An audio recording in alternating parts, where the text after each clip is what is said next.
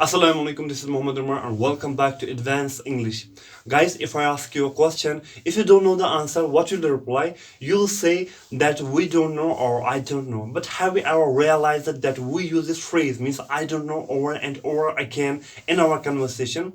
So today I have come with some phrase, or we can say some alternatives which we can use instead of I don't know. So if you want to step your level up in English and sound like a native speaker, then watch this video till end and let's get started. Guys, the first alternative is I have no idea. I have no idea.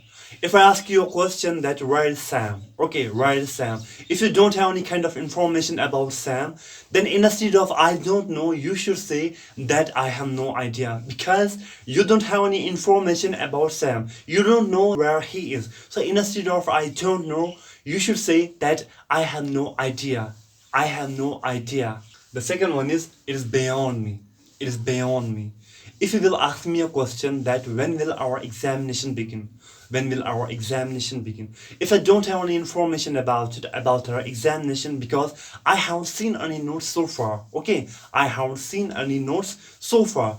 So instead of I don't know, I must say, or I should say, that it's beyond me. It's beyond me. It means that I don't have any information about it. Okay, it is beyond me means I don't have any information about it. The third one is I wish I knew. I wish I knew. If I ask you a question that has he got married or has she got married, if you don't know the answer, okay, if you don't know the answer but you are excited, you are curious to know about him or her, so instead of I don't know, you should say that I wish I knew.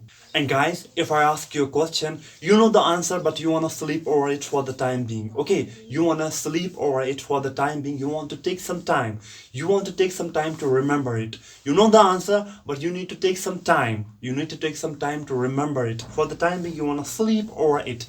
So what should you say at that time when you know? Probably you may know, you might know, or you want to sleep over it. You know the answer but you want to sleep over it. You need to take some time. For the purpose to remember it. So you should say, let me have a think about it. You should use this sentence, or we can say the alternative, at the time when you know the answer but you need to take some time to remember. Okay, you need to take some time to remember. And guys, if somebody asks you a question, okay, and you know the answer but at the present time, for the time being or at the present moment, you forget the answer. Okay, you forget the answer. You actually know the answer but you forget at the present time, you forget the answer. What should we say at that time when we know the answer but at the present time, for the time being, we forgot the answer? Okay, we should say that I can't recall off the top of my head. The next one is I don't want to give you the wrong answer. Guys, if I ask you a question, if you are unsure about it, okay, means you don't have the proper knowledge about it, okay, and you don't want to give me the wrong answer. So at that time, you should use this alternative, that I don't want to give the wrong answer. Guys, do you know what is the population of your area? I'm asking you a question that do you know what is the population of your area?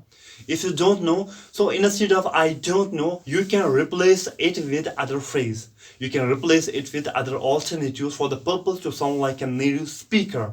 Okay, for the purpose to sound like a native speaker. So instead of I don't know, you should say I'm not sure I'm the best person to ask that. It means that I don't know. Guys, if you like my videos, then keep sharing. Assalamu alaikum.